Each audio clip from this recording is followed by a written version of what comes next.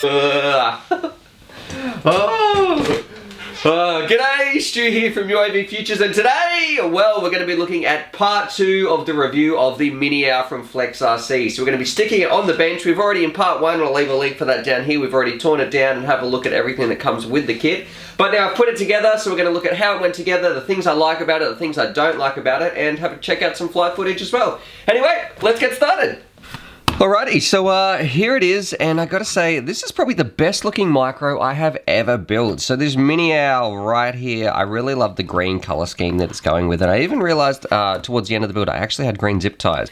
Now, one of the things I want to address is how much does this weigh? So let's put it on the scales and find out, because that is a very, very important question when it comes to tiny micros, because every single gram counts.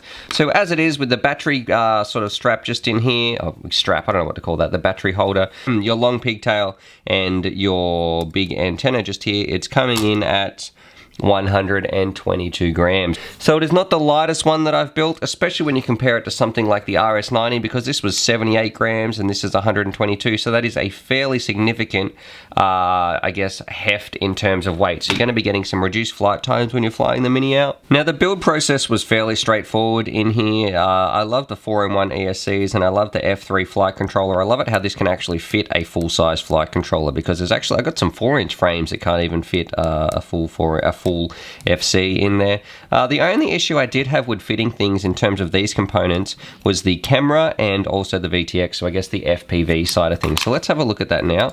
I'm just going to take off this antenna here, and we will talk about that in a moment. To put the VTX in here, look, it fitted fine. I just had to zip tie it in using the Hawkeye VTX, and that's the one that comes with the kit.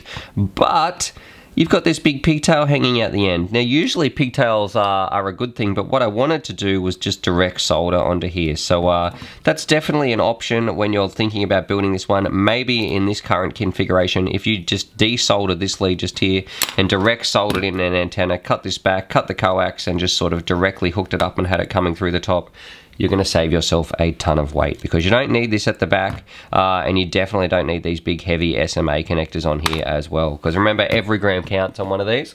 Now, the motors that came in the kit, the DYS ones right here, they are little powerhouses. I don't think they're quite as nice as the Rotor X ones, and you can definitely feel that in terms of the wire, and also I don't think they have just as much, they don't have as much thrust, but they still spin insanely quick. So because they're 6,500 kV, you're still going to be getting plenty of thrust. Now, some of you observant pilots out there, you will have noticed I'm using some different propellers, and simply the reason for that is I haven't cut down these ones yet. So these are the Rotor X ones that came with the kit, but in their current configuration, if you put these on here, they would be slicing your little internals to bits. So I want to cut these properly. Instead of using a pair of scissors, I'm going to go over to my friend's house who's got the proper tools and things like that. So we're going to cut these down very nice before I put them on here. So that's why I'm using these propellers at the moment, but I do plan to be switching over to these other Rotor X ones as soon as possible. Now, one of the things I didn't like, and that was, I was really upset actually when I was like, oh, that's such a shame because it looks so good. This is your little camera mount, or your little FPV camera mount right here, and that simply screws into the top of the frame through these two holes and holds your camera in place. But you can see it didn't actually fit. By the time you put it in here, the wires that come out the bottom of the camera are actually too long and they're bumping into the frame. So that was a little bit disappointing that this wouldn't actually fit in here. So maybe in some future revisions we could get that changed. But what I had to go back and do was just cut out some frame and then cut out some foam and then zip tie it into the frame. Now, if you're concerned about space, I think everything fitted quite nicely in here, but the one thing you do need to be careful of is in the current configuration of the board, these wires just here are literally about 1 millimeter away from getting cut. So you really need to make sure your wires are doubling back under the board so they're pulled kind of tight, and that's not always the best situation to be in. You don't want to be putting too much stress on your wires.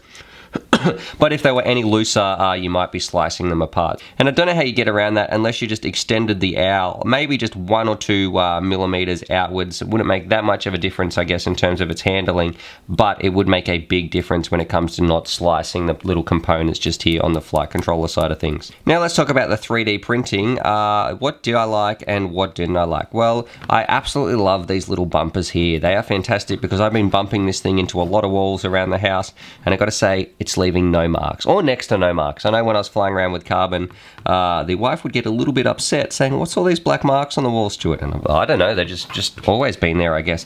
But definitely with this thing, it's going to be a lot safer when you're flying around, and there's no more sharp edges or no more black marks on the wall. In terms of the battery connector, it is great for these tiny little lipos, so maybe some 450 milliamp size, but you can't really get much more than that. So at its current configuration, if you're going to try and hold a bigger battery, good luck to you, because well, it's probably not made to hold a bigger battery, but I do have some 700 milliamp hour batteries, and I find they don't fit quite nearly as well. They don't really fit at all, actually. They need to be on a slant.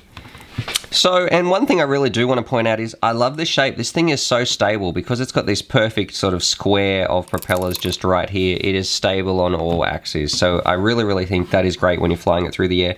And it's quite noticeable too, especially if you put air mode on and you're flying this thing around indoors, you're really going to enjoy it. So a big question a lot of people are going to wonder, Stuart, what is it? What would you pick between this and the RS90? And I've got the RS90 right here, and you can see they are both very similar, but they do have some distinct differences. So but personally, here's my opinions on the two. The RS90 is going to be quicker with more flight times, but also more fragile. If you're after something that's going to be a little bit more robust, but a little bit heavier, I guess, so reduce flight times, but also offer better protection around the house, definitely go with the Miniowl, because these bumpers on the outside, the double carbon plates are going to make it a lot stronger than this one just here, and the carbon's thicker on these as well. I also found the Miniowl a lot easier in terms of building. So with the 4-in-1 ESC in here, it was a total breeze compared to this thing, and I used a Pico BLX and the RS90. That was a lot more complex. I found the Miniowl was a lot easier for building. So if you're after building a tiny brushless micro quad, definitely consider the Miniowl, especially if you're worried about how complex the build might be. I think you're going to have an easier time with one of these. But overall, I think Flex RC has done a fantastic job and sort of taken some of the big decisions that happen in the big designs from the original owl, compressed it down and made an awesome little powerhouse of a quad that's really well protected and really well suited to flying to indoor spaces. And I love the bumpers around the outside. I've got to say, that's really the icing on the cake for me. I think that's great because it's going to mean it's a lot less damaging around to people and also their property. What I actually plan to do, I think I'm going to put this on a different video channel, bind it to a different radio, and I'm going to get my wife to fly this one. I'll fly my RS90 around, and we should be able to get some chase footage around the house. Anyway, that's the plan. So there it is. There's my review and I guess experience of the Miniowl from Flex RC, and I got to say, I love how much protection it has. I love the look of this frame. And it's pretty much just an all-round awesome flyer. Now, there are some things, and I know this is a big question a lot of people are going to ask, Stuart, what do you prefer between this and the RS90? I guess this has more protection and it's a little bit more sturdier, but if I had to choose one of them, I'm actually sorry to say I actually didn't foresee this coming because I'm a massive fan of the original owl up there, but I think I would probably choose the RS90 over this one right here, and that's probably simply because of the weight, because when you really try to punch this thing, look, it still moves very well, but definitely not anywhere near as fast as when I'm flying the RS90 around. So if you're after more of an indoor flyer, something a little bit more docile that has some good prop guards and some really good protection that's not going to be causing too much damage when you're flying around, definitely check this bad boy out. But if you're after something probably a little bit faster that you actually still can take outside, I would probably say you're more suited to the RS90. Anyway, hopefully that helped some of you guys out there. Subscribe for more FPV related content, and as always, happy flying! Rightio, so here it is, and I forgot to include this in one of my other reviews. Actually, I forgot to put the flight footage in, but this time I remembered. So here's some flight footage of the Miniowl from Flex RC flying around, and there's some of the cameras I used to film it at the start. It takes forever actually to get all this stuff set up and cart it down and start filming. Anyway, I'm just going to let this sort of play out, this amazingly interesting flight footage right here.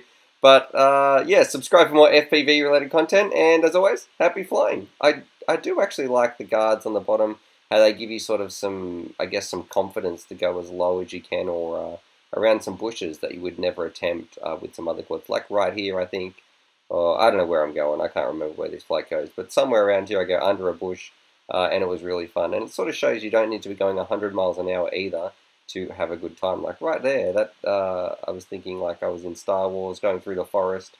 I don't know. Anyway, oh, what am I talking about? Anyway, happy flying, guys.